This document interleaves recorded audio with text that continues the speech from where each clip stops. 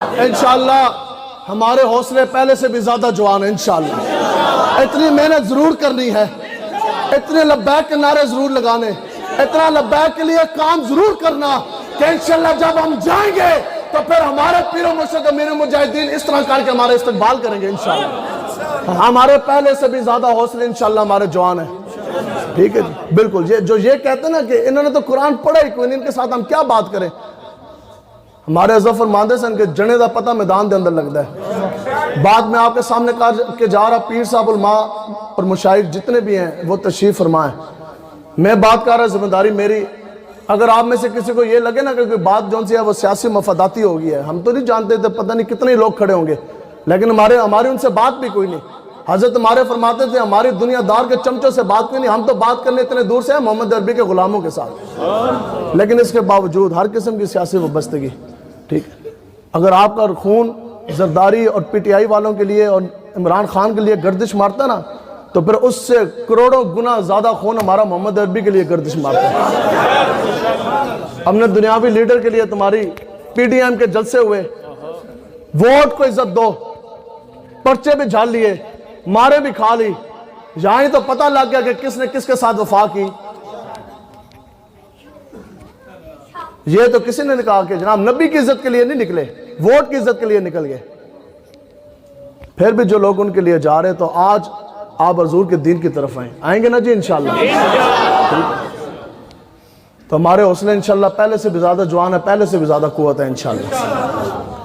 اور میدان جب بھی لگا, لبیک والوں نے بتایا کہ محمد عربی کے شعر حضور کے ساتھ وفا کس طرح کرتے ہیں. ان کو تو پتہ کوئی نہیں, ان کا پالا پڑا لڑکے نچوانے والوں کے ساتھ, اور ڈھول کی کھاپ پہ ناچنے والے اور ماں بہن بیٹی کو ڈی چوک پہ مجرے کرانے والے. اور ہمارے تو بڑے وہ ہیں کہ ڈیالہ کی جیل میں پھانسی کا پھندا دیکھ کے انہیں لبیک کے نعرے لگا دیے.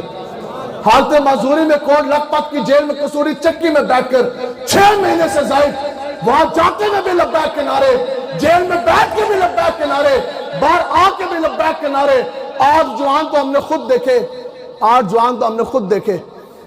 فیض آباد میں گولیوں سے سینے چھلنی ہیں صدیاں گزر جانے کے بعد. آخر آپ جیسے جوان تھے نا, جو یہ جوان بیٹھے, جو آپ بیٹھے, صدیاں گزر جانے کے بعد. صحابہ تو صحابہ, آخر یہ کون سا عشق کی کون سی حرارت کہ صدیاں گزر جانے کے بعد ہو فیض آباد کی سرزمین, ہو ختم نبوت کا دھرنا, سینے گولیوں سے چھلنی ہو, چاہے اس بچی کی عمر ہو 18 سال یا 22 سال, اور سینے گولیوں سے چھلنی ہے, آخری سانسیں چل رہی, لب مبارک کے اوپر جو سے درد کا اف ہائے کا بھی اظہار کوئی نہیں.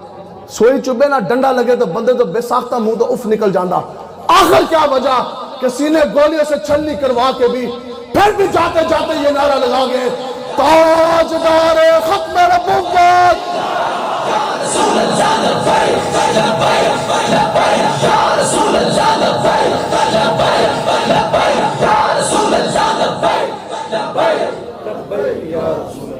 یہ دین کی یہ حرارت ہے. اب آپ کو ہم حدیث مبارکہ سنائے نا آپ کو جہاد کی, تو پھر تسی اور گرم ہو جانا. حضرت ابو دجانہ رضی اللہ تعالیٰ عنہ, حضور علیہ السلام نے نا ان کو جب جنگ گھمسان کی شروع ہونے لگی, آقا و مولا نے اپنے تلوار مبارک یوں بلند کی. حضور نے فرمایا کہ کون ہے میرا غلام جو میری تلوار کو اس کے حق کے ساتھ لے گا. حضرت ابو دجانہ حاضر خدمت ہوئے, ہاتھ جوڑ کے عرض کہ یا رسول اللہ حق کیا ہے؟ حضور علیہ السلام نے فرمایا کہ اس کا حق یہ ہے کہ یہ اللہ کے رسول کے دشمنوں کو کاٹتے کاٹتے یہ ٹیڑھی ہو جائے. اس کا حق یہ ہے کہ یہ عورت اور بچے کے اوپر نہ چلے. اس کا حق یہ ہے کہ یہ جو اس کو ساتھ لڑ ہے تو وہ جناب وہ میدان چھوڑ کے نہ بھاگے. آپ نے عرض کہ یا رسول اللہ انشاءاللہ میں آپ کا غلام آپ کی تلوار کا حق ادا کروں گا. آقا و مولا نے ان کو تلوار عطا کی. پھر لوگ کہتے ہیں جی ہمارا تو لبیک کے ساتھ تعلق ہی کوئی نہیں, تھوڑا جا اوکھا بیلا. جب تلوار لی اس کے بعد آپ کے پاس ایک سرخ پٹی ہوتی تھی, آپ نے وہ سرخ پٹی جو سی ہے نا اس طرح اپنے ماتھے کے اوپر باندھی تاکہ آپ نمایاں ہو سکے. کافروں کو جب واصل جنم کیا عہد کیا بعد تک کافر یہ کہتے تھے یرا جو سرخ پٹی والا جوان سی نا او سانو لے گیا سی جان. ٹھیک ہے, سرخ پٹی آپ نے جو ماتھے کے اوپر باندھی. اس کے بعد آپ نے جنگ کی, اور حضور کی تلوار مبارک کے اوپر کیا لکھا تھا؟ حضور کی تلوار مبارک کے اوپر یہ لفظ مبارک لکھے تھے کہ پیچھے ہٹنا جو سا یہ بزدلی ہے اور آگے بڑھنے میں عزت ہے. اور حضور علیہ السلام نے فرمایا کہ بزدلی کی وجہ سے, پیچھے ہٹنے کی وجہ سے کوئی بھی بندہ اپنی تقدیر سے نہیں بچ سکتا. جو موت آنی ہے وہ تو آنی تو شیر کی ایک دن کی زندگی گیدڑ کی 100 سالہ زندگی سے بہتر ہے۔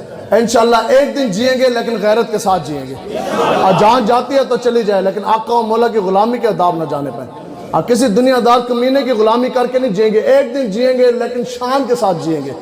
شیر ہمیشہ شیر کی موت جاتا، اور جو گیدڑ ہے وہ ہمیشہ گیدڑ کی موت مرتا ہے۔ اس طرح نہیں ہوتا کہ شیر جناب وہ گیدڑ کی موت مر گیا تو گیدڑ جو ہے وہ شیر کی موت مر گیا۔ تو اس لیے آپ لوگوں نے پوری جرت اور دلیری کے ساتھ آپ لوگوں نے رہنا ہے۔ اسلام کی پاور کیا ہے کہ جب آقا و مولا جب جنگ بدر جو شروع ہو گیا تو اس وقت پورے روئے عرض پر مسلمانوں کے پاس جو اسلحے کی تعداد تھی وہ کتنی تھی؟ 8 تلواریں تھیں، 9ویں تلوار نہیں تھی، 8 تلواریں، 2 گھوڑے، ایک حضرت مقداد بن اسود کا، ایک حضرت زبیر بن عوام کا۔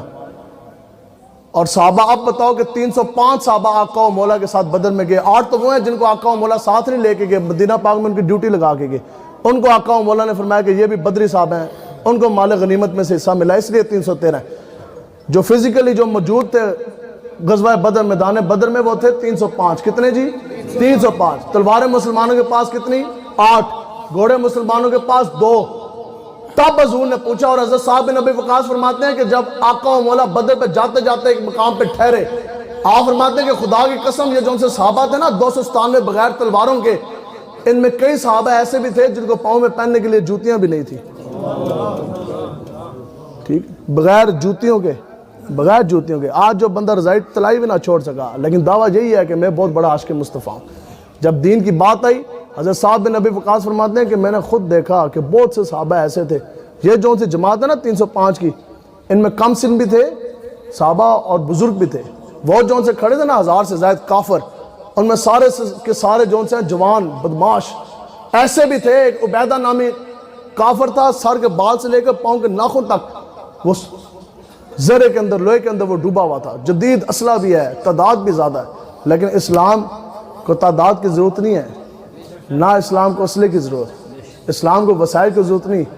یہ سورہ محمد شریف کا یہ پہلا رکوع ہے، قرآن کی نص ہے۔ اللہ تعالیٰ فرماتا ہے کہ تم دین کے لیے نکلو، ایک مرتبہ تم اپنے گھروں سے یہاں سے نکلو تو صحیح ظفر بال سے، اللہ تعالیٰ فرماتا ہے پھر میں اللہ تمہاری مدد کے لیے خود آ جاؤں گا۔ یعنی اللہ تعالیٰ وسائل بھی دے دے گا، اللہ تعالیٰ آپ کو سب کچھ دے دے گا، اور اللہ تعالیٰ فرشتے بھی بھیج دے گا۔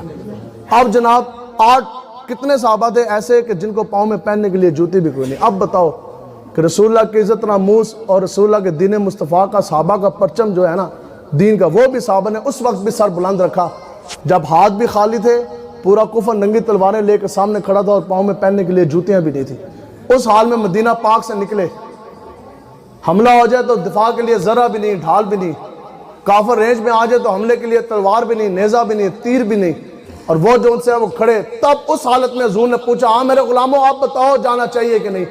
آج تو ہمارے پاس ایٹم بم بھی ہے، 55 سے زائد اسلامی مملکت کی فوجیں بھی ہیں، پھر بھی حضور کے 50 لاکھ سے زائد خاکے، پھر بھی فرانسیسیوں نے میرے اور آپ کے نبی کے خاکے بنا کے شائع کر دیے۔ اب آپ سے اگر ہم پوچھیں کہ اب بتاؤ کہ دین کے اوپر حملہ ہو گیا، اب بتاؤ جانا چاہیے کہ نہیں، تو جانے کے لیے تیاری ہے نا انشاءاللہ۔ حضور نے تب پوچھا، یہ ہے اس کے مصطفیٰ کی پاور۔ حضور نے پوچھا ہے میرے غلاموں اب بتاؤ، پورا کفر سامنے آ کے کھڑا ہو گیا، اب بتاؤ جانا چاہیے کہ نہیں؟ بخاری میں موجود حضرت سعد بن معاذ کھڑا ہو گیا، یا رسول اللہ ہمیں یہ معلوم کہ ہمارے پاس تلواریں 8، یا رسول اللہ ہمیں یہ بھی معلوم کہ گھوڑے ہمارے پاس 2، یا رسول اللہ ہمیں یہ بھی معلوم کہ ہمارے پاس بوڑھے بھی ہیں، بچے بھی ہیں ہماری صفوں میں، یا رسول اللہ ہمیں یہ بھی معلوم کہ ہمارے پاس تو پاؤں میں پہننے کے لیے جوتی بھی نہیں ہے، لیکن یا رسول اللہ آپ کے نام کا کلمہ پڑھ جو لیا، آپ حکم تو دیں، 8 تلواریں 2 گھوڑوں کے ساتھ، بدر تو یہ کھڑا پوری دنیا کے ساتھ جنگ چھیڑ دینے کے لیے تیار ہے۔ اس حالت میں صحابہ جناب پورے کفر کے ساتھ جا کے ٹکرائے۔ پھر کسی نے پوچھا جناب اب بتاؤ، وہ تو صحابہ خالی ہاتھ چل گئے، خالی پاؤں چل گئے بغیر جوتیوں کے، ان کے پاس وہ کون سا ہتھیار تھا؟ تو اقبال کہتا ہے کہ کافر ہو تو کرتا ہے شمشیر پر بھروسہ، کافر ہو تو کرتا ہے تلوار پر بھروسہ، اور مومن ہو تو بے تیغ لڑتا ہے سپاہی۔